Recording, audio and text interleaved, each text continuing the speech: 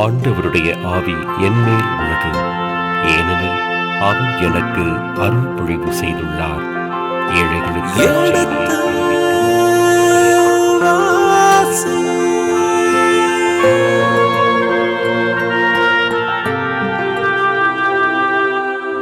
எடுத்து வாசி.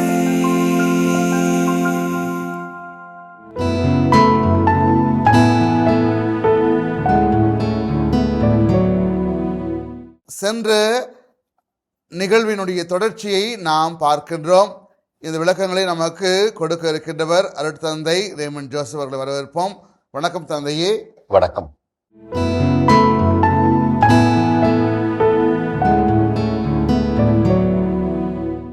அதற்கு அவர், அந்த ஆள் தேரிலிருந்து இறங்கி உன்னை எதிர்கொண்டு வந்ததை நான் ஞானத்தால் அறிந்தேன். வெள்ளி ஆடைகள், ஒலிவத் தோப்புகள், திராட்சை தோட்டங்கள், ஆடு மாடுகளையும் வேலைக்காரர்கள் வேலைக்காரிகளையும் பெற்றுக்கொள்ள இதுவா சமயம்? பெற்றது 80 கிலோ வெள்ளி மட்டும்தான், வெள்ளியும் அதோட 2 பட்டாடை. ஆனால் இறைவாக்கினர் அடுக்குவதோ ஒரு நீண்ட பட்டியலே கொடுக்கிறார். ஒலிவத் தோப்புகள் அவன் என்னென்ன அடுக்கி வச்சிருக்கிறான். வெள்ளியை தேடி இருக்கிறான், ஆடைகளை தேடி இருக்கிறான், ஒலிவத் தோப்புகளை தேடி இருக்கிறான், திராட்சை தோட்டங்களை தேடி இருக்கிறான், ஆடு மாடுகளை தேடி இருக்கிறான், வேலைக்காரிகளையும் தேடி இருக்கிறான். இவ்வளவு உனக்கு வேணுமா அப்படின்னு கேட்குறார். நீ தேடுவது வெறுமனே 80 கிலோ வெள்ளி அல்ல, 40 கிலோ வெள்ளி அல்ல. உன் மனசுல இவ்வளவு தேடல்கள் இருக்கிறது, இவ்வளவையும் வைத்துக்கொள்ள வேண்டும் என்று நீ நினைக்கிறாய். அதனால உன் உள்ளத்தில் இருப்பது எல்லாமே பொய். வள்ளுவர் சொல்வார், எல்லா விளக்கும் விளக்கல்ல, மாந்தர்க்கு அல்லது சான்றோர்க்கு பொய்யா விளக்கே விளக்கு. எல்லா விளக்கும் விளக்கல்ல, சான்றோர்க்கு பொய்யா விளக்கே விளக்கு. இந்த வாய்மை என்கிற அதிகாரம் 30ஆம் அதிகாரம் அதில் 299வது குறள் எல்லா விளக்கும் விளக்கல்ல, சான்றோர்க்கு பொய்யா விளக்கே விளக்கு. எத்தனை வெளிச்சம் போட்டு காட்டினாலும் அதெல்லாம் விளக்குகள், அதெல்லாம் வெளி அடையாளங்கள். எனவே சான்றோர்க்கு எந்த விளக்கு தான் உண்மையான விளக்கு? உண்மை பேசுவது தான், வாய்மை தான் உண்மையான விளக்கு. எந்த மனிதன் பொய் பேசாமல் உண்மையே பேசுகிறானோ, அந்த உண்மையை கடவுளாக கொள்கிறானோ, அதுதான் உண்மையான விளக்கு. இவ்வளவு நாட்கள் இந்த பணியாள் கேக்கசி ஒரு இறைவாக்கினர் கூட இருந்த பிறகும் அவனால் அந்த தெளிவு பெற முடியவில்லை. பேராசை அவனுக்கு, அந்த பேராசையினால் அவன் அழிந்து போகிறான். அதை அவன் உணரவில்லை. ஒரு பொய்யை மறப்பதற்கு இன்னும் பொய்களை அடுக்கிக்கொண்டே போகிறான். எப்படி தாவீது பெத்ஷேபாவை அவன் அபகரித்து கொண்ட பிறகு அதற்காக அவன் குற்றங்களுக்கு மேல் குற்றங்களை செய்து கொண்டே இருப்பான். போர் முனையில் இருக்கிற அந்த இத்தியனை அழைத்து வருவான். இத்தியனை அழைத்து நீ போய் உன்னுடைய மனைவியோடு உறங்கு என்று சொல்லுவான். அவன் போக மாட்டான். அவன் தாவீதுனுடைய அரண்மனைக்கு முன்னாலே படுத்துருவான், வாயிலே படுத்துருவான். இது சரிப்பட்டு வராது என்று நினைத்த உடனே இவன் என்ன பண்ணுவான், அவனுக்கு மரண தண்டனை அவன் கையிலே கொடுத்து கொண்டு போய் அவனை போர் முனையில் முன்னால் நிறுத்தி அவனை கொலை செய்வதற்கு ஏற்பாடு செய்ய என்று சொல்லுவான். கொலையும் செய்து விடுவான். பாருங்க, ஒரு குற்றம் பல்வேறு குற்றங்களுக்கு வாய்ப்பாக அமைகிறது. இங்கே ஒரு பொய் பல்வேறு பொய்களுக்கு வாய்ப்பாக கேக்கசிக்கு வாய்ப்பை ஏற்படுத்தி கொடுக்கிறது. அதனால் இவனுடைய மனதே சீழ்பிடித்திருக்கிறது, தொழுநோய் பிடித்திருக்கிறது. அதை இறைவாக்கினர் கண்டுகொண்டுதான், உன்னிடத்தில் இவ்வளவு ஆசைகள் இருக்கிறது, வெறுமனே வெள்ளி மீது மட்டும் உனக்கு ஆசை இல்லை, பல ஆசைகள் உனக்கு இருக்குன்னு வரிசையை ஒரு பட்டியலை எடுக்கிறார். அந்த பட்டியலை இட்ட பிறகு இப்போ கேக்கசியை பார்த்து சொல்கிறார். என்ன சொல்கிறார்? எனவே நாமானின் தொழுநோய் உன்னையும் உன் வழி வந்தோரையும் என்றென்றும் பிடிக்கும் என்றார். ஆக தொழுநோய் இவனுக்கு உள்ளத்தில் தான் தொழுநோய் இருந்ததுன்னு சொன்னால் இப்போ அவனுக்கு பரிசாக என்ன கிடைக்கிறது? தொழுநோய். வெளிப்புறமும் தொழுநோய் கிடைக்கிறது, வெளிப்புறத்திலும் தொழுநோய் அவனுக்கு கிடைக்கிறது. இப்போ இறைவாக்கினுடைய வீட்டில் இருக்கிறவன் உண்மையான சான்றாளனாக இருக்க வேண்டும், உண்மையான சாட்சி பகிர்கின்றவனாக இருக்கணும். ஆனால் இவன் பிறழ் சாட்சியாக இருந்திருக்கிறான், இவன் எது சாட்சியாக இருந்திருக்கிறான். நல்ல சாட்சியாக இருப்பதற்கு பதிலாக எது சாட்சியாக இருக்கிறான். அதனால அதனுடைய தண்டனையை இவனே பெற்றுக்கொள்கிறான். எலிசா இறைவாக்கினர் அவனுக்கு இந்த தொழுநோய் இவனை பிடிக்கட்டும் என்று சொன்னதுனால இந்த தொழுநோய் அவர் தான் கொடுத்தாருங்க இல்லை, இந்த தொழுநோய் ஏற்கனவே அவனுக்கு பிடித்திருக்கிறது, அவன் உள்ளத்தில் தொழுநோய் பிடித்திருக்கிறது. இப்போ வெளிப்புறமாக அது தெரியுது, அவ்வளோதான். உள்ளத்தில் இருக்கிற தொழுநோய் வெளிப்படையாக தெரிகிறது. பாருங்க, இந்த 2 பணியாட்களை ஒப்பிட்டு பாருங்கள். இஸ்ரேல் நாட்டிலிருந்து கடத்தி செல்லப்பட்ட ஒரு சிறுமி தன்னுடைய நாட்டினுடைய பெருமையை சொல்வது மட்டுமல்ல, தன்னுடைய நாட்டில் இருக்கிற இறைவாக்கினுடைய பெருமையும் எடுத்து சொல்லுகிறார். இந்த இறைவாக்கினுக்கும் இந்த பெண்ணுக்கும் எந்த தொடர்பும் இல்லை. இவள் கேள்விப்பட்டு இருக்கிறார், அவ்வளவுதான். இறைவாக்கினை நேரடியாக பார்த்திருக்கக்கூடிய வாய்ப்புகள் குறைவு. அப்படி பார்த்திருந்தாலும் இறைவாக்கினருக்கும் இந்த பெண்ணுக்கும் நெருங்கிய தொடர்பு இருந்ததா இல்லையா? இல்லை. அறிந்திருக்கலாம், அவரை பார்த்திருக்கலாம், அவ்வளவுதான். ஆனால் இந்த கேகசி எப்படிப்பட்டவன்? இந்த இறைவாக்கினோடே பல ஆண்டுகள் பயணிக்கின்றவன், இதுவரை பயணித்திருக்கிறான். அப்ப அந்த பெண்ணுக்கு இருக்கிற அந்த நம்பிக்கையை விட இவனுக்கு அதிகம் இருந்திருக்க வேண்டும். ஆனால் என்ன நிகழ்கிறது? இவனுக்கு அதிகம் இருப்பதற்கு பதிலாக அந்த இறைவாக்கின் மீது நம்பிக்கை குறைந்து கொண்டே கடைசி மட்டத்தில் 0 லெவலில் இருக்கு. 0 லெவலில் இருக்கு அவர் மீது நம்பிக்கை. அதனால தான் இறைவாக்கினருடைய பழிக்கு ஆளாகிறான், இறைவாக்கினருடைய பழி பாவத்துக்கு ஆளாகிறான். இறைவாக்கினரை பற்றிய ஒரு தவறான செய்தியை குணப்படுத்திய நாமானுக்கு கொடுக்கிறான். பொன்னும் பொருளையும் தேடுபவராக அவரை அடையாளப்படுத்துகிறான். அவனுக்கு இருக்கிற அந்த சீழ்பிடித்த மனநிலையை இறைவாக்கினருக்கு இருப்பதாக அவன் காட்டுகிறான். இறைவாக்கினருக்கு அந்த மனநிலை இல்லை, இல்லைன்னு அவரே வாங்கியிருப்பாரு. அவர் எனக்கு ஒன்று வேணாம், நீ போயிட்டு வான்னு அனுப்பிட்டாரு. ஆனால் அவருக்கு இந்த மனநிலை இருப்பதாக படம் பிடித்து காட்டுவது யார்? இந்த கேகசி. அதற்கான தண்டனை தான் அவனுக்கு கிடைத்திருக்கிற இந்த கொடிய நோய். எனவே இந்த நோய் பீடிக்கப்பட்டவனாக அவன் மட்டுமல்ல, அவனுடைய சந்ததியும் இந்த தொழுநோய் பீடிக்க வேண்டிய சூழல் வந்துவிட்டது. வாசிங்க.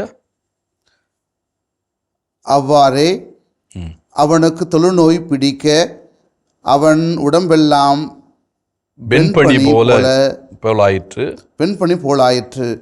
அவன் அவரை விட்டு பிரிந்து சென்றான். அத்தோடு இந்த கேகசியினுடைய வாழ்க்கையும் முடிந்தது, கதையும் முடிந்தது. ஒரு நல்ல மனிதரோடு இருக்க வேண்டிய சேர்க்கை, அவரோடு கூட பயணிக்கின்ற வாய்ப்பை யார் இழப்பது? கேகசி இழக்கிறான். ஒரு சிறிய அவனிடத்தில் இருக்கிற அந்த நப்பாசை, அவனிடத்தில் இருக்கிற அந்த பேராசை, அவனுடைய வாழ்நாளில் ஒரு நல்ல மனிதரோடு பயணிக்கின்ற வாய்ப்பை முழுமையாக உடைத்து நொறுக்குகிறது. இத்தோடு அவனுடைய கதையும் முடிந்து விடுகிறது. இனி நாம் கேகசியை பார்க்க போறதில்ல. ஆனால் அவனை பற்றிய நல்ல எண்ணங்கள் எல்லாம் இருந்தது, அதையெல்லாம் இப்போ நம்ம மாற்றிட்டோம். எப்படி இந்த சூனாம் பெண்ணிடத்தில் இறைவாக்கினரே இவன் வழியாக தான் பேசுகிறார், அவர் பேசலை. அந்த பெண்ணுக்கு சார்பாக இவன் தான் பேசுகிறான். அந்த பெண்ணுக்கு குழந்தை இல்லை, குழந்தை வேண்டும், குழந்தை வர வேண்டும். ஆனால் அந்த பெண் அதை கேட்கல. ஆனால் அந்த பெண்ணுக்கு இந்த குறை இருப்பது தெரியும் என்று இவன் வழியாகத்தான் எல்லாமே நடக்குது. அந்த வாய்ப்பை யார் தவறு விடுவது? கேகசி தவறு விட்டு விட்டான். நல்லவர்களோடு இருக்கக்கூடிய அந்த தொடர்பு அற்றுப்போகிறது. இத்தோடு இந்த 5வது பிரிவு, அந்த 5வது அதிகாரம் நிறைவு பெறுகிறது. தந்தையே, இந்த 5ஆம் அதிகாரத்தில் நாமான் எலிசாவை பார்க்க வருகிற பொழுது ஏற்படுகின்ற ஒரு ஆசீர்வாதமான காரியம் குணமடைவதல்.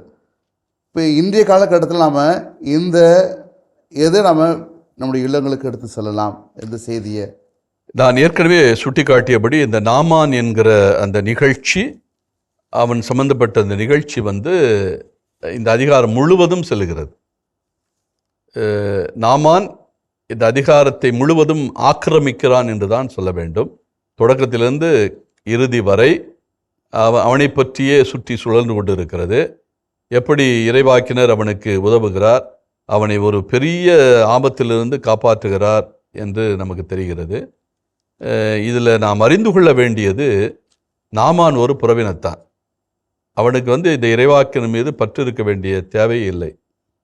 ஆனால் அவன் தனக்கு நலம் கிடைத்தவுடனே முழுமையாக மனமாற்றம் பெறுகிறான். எந்த அளவுக்கு என்றால், நான் இனி யாரையும் வழிபட மாட்டேன், இந்த ரிமோனை கூட வழிபட மாட்டேன், இனி எனக்கு தேவை எல்லாமே யாவே தான் என்கிற அழுத்தமான ஒரு சிந்தனை. 2வது, அந்த அளவுக்கு நம்பிக்கை அவனுக்கு வேரூன்றப்படுகிறது. 2வது, இந்த ஊழியர்களுக்கு இந்த அதிகாரத்தில் கொடுக்கப்படுகிற ஒரு முக்கியத்துவம், அது கேக்கசியாக இருக்கட்டும், அல்லது நாமானுடைய ஊழியர்களாக இருக்கட்டும், அல்லது நாமானுடைய வீட்டில் இருக்கிற பணிப்பெண்ணாக இருக்கட்டும், இவர்களுடைய அறிவுரைகளை எல்லாம் கேட்கின்ற நிலையிலே தலைவர்கள் இருக்கிறார்கள். அப்போ நற்செய்தி பிரகாரம் மேலே இருக்கிறவர்கள் கீழே வருவார்கள், கீழே உள்ளவர்கள் மேலே போவார்கள். முன்னாலே இருக்கிறவர்கள் பின்னுக்கு தள்ளப்படுவார்கள், பின்னாலே இருக்கிறவர்கள் முன்னுக்கு தள்ளப்படுவார்கள். கடைசியானோர் முதலாவர், முதலானோர் கடைசியாவர். ஆக இந்த தத்துவ பிரகாரம் ஒரு பணியாள் அல்லது ஊழியக்காரன் என்கிறவன் ஒன்றுமே தெரியாதவன் அல்ல. இப்போ அவனுக்குரிய மதிப்பு மரியாதை, அவன் அடிமையாக இருந்தால் கூட அவனுக்கென்று ஒரு மதிப்பு இருக்கிறது, அவனுக்கென்று ஒரு மரியாதை இருக்கிறது. அவனும் மனிதன், அவனும் சிந்திக்கிறவன். இப்போ விவிலியம் அந்த பார்வையை இந்த அதிகாரத்தில் ஊழியனுக்கு கொடுக்கிறது. அதிலே திசை மாறியவன் தான் கேக்கசி. நல்ல அறிவுரை கொடுக்க வேண்டிய கட்டத்தில் அந்த பேராசையினால் அவனுக்கு வீழ்ச்சி வருகிறது. ஆனால் மற்ற எல்லாருமே நல்ல சான்று பகிர்கிறார்கள். அப்போ ஊழியர்களுக்கு உரிய நிலையில் இருந்து கொண்டே அவர்கள் தங்களுடைய சிறப்புத்தன்மையை வெளிப்படுத்துகிறார்கள். இப்போ ஊழியர்கள் என்பதற்காக அவர்கள் ஒன்றும் தெரியாதவர்கள் என்கிற அந்த கணக்கு இருக்கிறது, அதை தவிர்க்க வேண்டும். நமக்கு கீழே பணியாற்றுகின்ற ஒரு பணியாள் என்பதற்காக அவன் முட்டாள் என்று நினைப்பது முட்டாள் அவன் அல்ல. யாரு நினைக்கிறார்களோ அவங்க தான் முட்டாள். இதை நாமான் சரியாக புரிந்து கொள்ளுகிறான். அதனால தான் அந்த ஊழியர்கள் சொல்லுவதையெல்லாம் கேட்கிறான். அந்த சிறுமி சொல்லுவதையும் கேட்கிறான், இந்த ஊழியர்கள் சொல்லுவதையும் கேட்கிறான், அந்த கேக்கசி சொல்லுவதையும் கேட்கிறான். அது பொய் என்று தெரிந்த பிறகும் அதை கேட்கிறான். என்றால் அவனுக்கு பொருளை பற்றி கவலை இல்லை. இந்த பொருளை இறைவாக்கினருக்காகத்தான் கொண்டு வந்தான். அதனால் அவருக்கு போகிறதை பற்றி அவன் கவலைப்படவே இல்லை. இருந்தாலும் இந்த ஊழியர்கள் மீது அவனுக்கு இருக்கிற அந்த நம்பிக்கை, இதுதான் அவனுடைய மனமாற்றம். அவன் இந்த தொழுநோயிலிருந்து வெளியேறினது மட்டுமல்ல, அவனுடைய உள்ளத்தில் இருக்கிற தொழுநோயிலிருந்தும் அவன் நீங்கிவிட்டான் என்பதற்கு ஒரு நல்ல அறிகுறி இந்த அதிகாரம். நன்றி தந்தையே, அருமையாக நீங்கள் சொன்னீங்க, மிக்க நன்றி. அரசர்கள் 2ஆம் நூல் அதிகாரம் 5. சிரியா மன்னனின் படைத்தலைவனான நாமான் தம் தலைவனிடம் சிறப்பும் நன்மதிப்பும் பெற்றிருந்தார். ஏனெனில் அவர் மூலமாய் ஆண்டவர் சிரியாவுக்கு வெற்றி அளித்திருந்தார். அவர் வலிமை மிக்க வீரர், ஆனால் தொழுநோயாளி. சிரியா நாட்டினர் ஒரு முறை கொள்ளையடிக்கச் சென்ற பொழுது இஸ்ரேலை சார்ந்த ஒரு சிறுமியை கடத்தி கொண்டு வந்திருந்தனர். அவள் நாமானின் மனைவிக்கு பணிவிடை புரிந்து வந்தாள். அவள் தன் தலைவியை நோக்கி, என் தலைவர் சமாரியாவில் இருக்கும் இறைவாக்கினர் முன்னிலையில் சென்றாரெனில் அவர் இவரது தொழுநோயை குணமாக்குவார் என்றாள். எனவே நாமான் தம் தலைவனிடம் சென்று, இஸ்ரேல் நாட்டைச் சார்ந்த சிறுமி இன்னின்னவாறு கூறுகின்றாள் என்று அவனுக்கு தெரிவித்தார். அப்பொழுது சிரியா மன்னர், சென்று வாரும், நான் இஸ்ரேல் அரசனுக்கு மடல் தருகிறேன் என்றார்.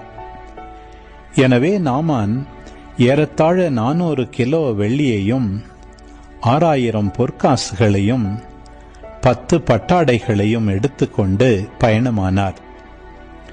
அவர் இஸ்ரேல் அரசனிடம் அம்மடலை கொடுத்தார். அதில், இத்துடன் என் பணியாளன் நாமானை உம்மிடம் அனுப்புகிறேன்.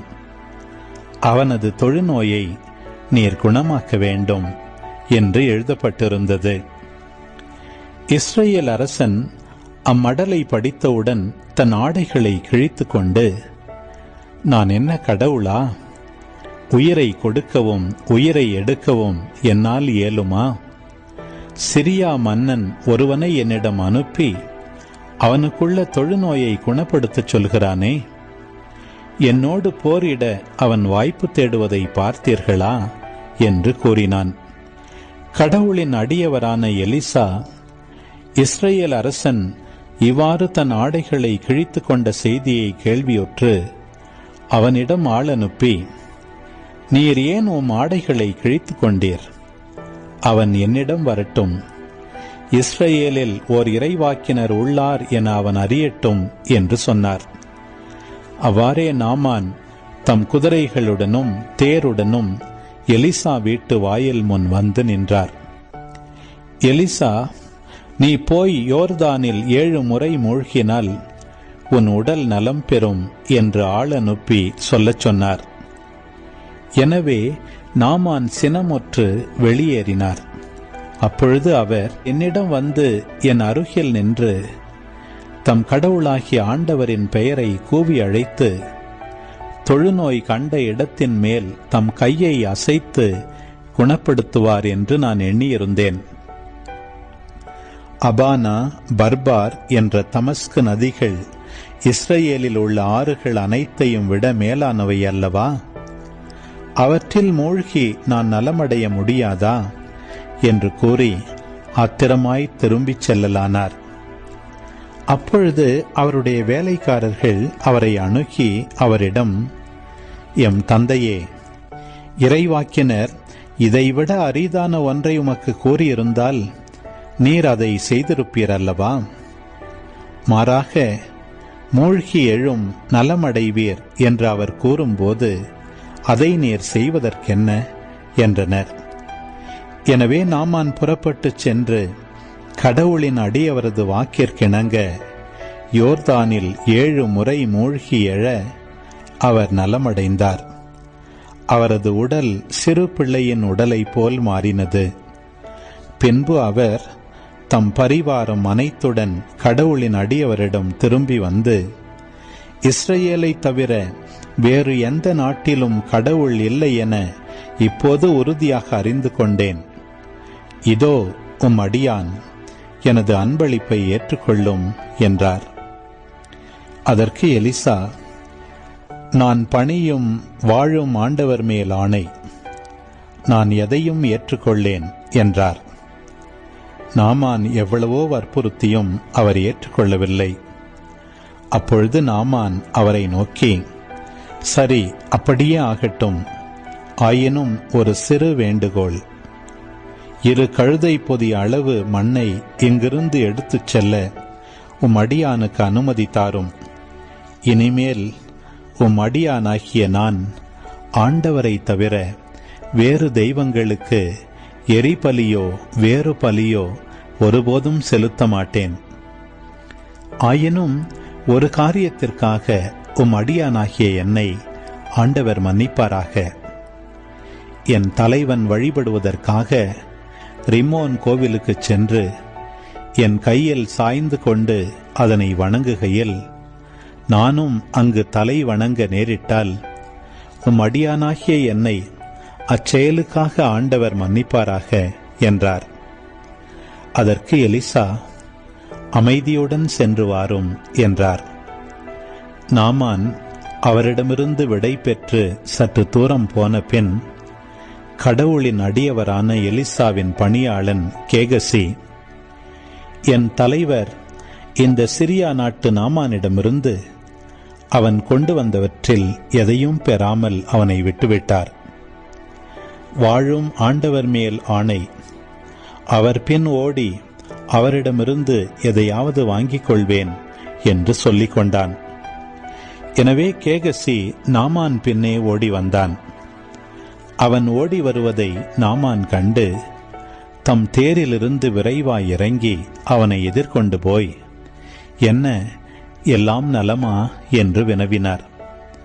அவன் மறுமொழியாக, ஆம், எல்லாம் நலமே.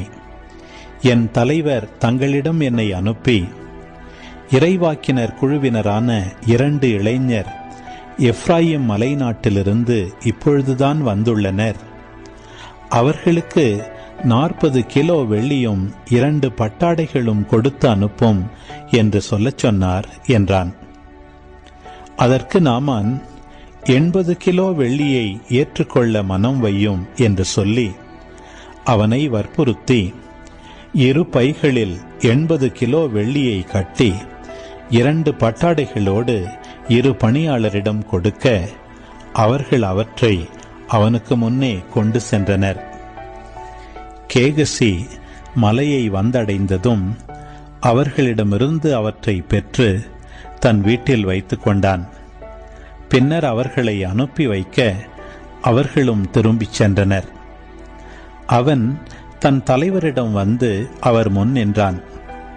எலிசா அவனை நோக்கி, கேகசி, நீ எங்கிருந்து வருகிறாய் என்று கேட்டார். அவன், அடியேன் எங்கும் செல்லவில்லை என்றான். அதற்கு அவர், அந்த ஆள் தேரினின்று இறங்கி உன்னை எதிர்கொண்டு வந்ததை நான் ஞானத்தால் அறிந்தேன். வெள்ளி, ஆடைகள், ஒலிவத் தோப்புகள், திராட்சை தோட்டங்கள், ஆடு மாடுகள், வேலைக்காரர்கள், வேலைக்காரிகள் இவைகளை பெற்றுக்கொள்ள இதுவா சமயம்? எனவே நாமானின் தொழுநோய் உன்னையும் உன் வழிவந்தோரையும் என்றென்றும் பீடிக்கும் என்றார். அவ்வாறே அவனுக்கு தொழுநோய் பிடிக்க அவன் உடம்பெல்லாம் வெண்பனி போலாயிற்று. அவன் அவரை விட்டு பிரிந்து சென்றான். இந்த நிகழ்ச்சியினுடைய தொடர்ச்சியை நாம் அடுத்த நிகழ்வில் பார்ப்போம். இயேசுவுக்கே புகழ், இயேசுவுக்கே நன்றி, மரியே வாழ்க. ஆனால் 8ஆம் அதிகாரத்துக்கு பிறகு முழுமையாக இந்த கதை பாரம்பரியம் வராது. 8ஆம் அதிகாரத்தில் 15 வசனங்கள் முடிய, அதன் பிறகு 9ஆம் அதிகாரம் 1 முதல் 13 அது தண்ணீரில் விழுந்து விடுகிறது. அந்த கோடரி மீட்கப்படுகிறது எலியாவினுடைய தூண்டுதலால். 2வது பகுதி சிரியர்களின் படையை வெற்றி கொண்டு இஸ்ரவேலை மீட்கின்ற ஒரு நிகழ்வு.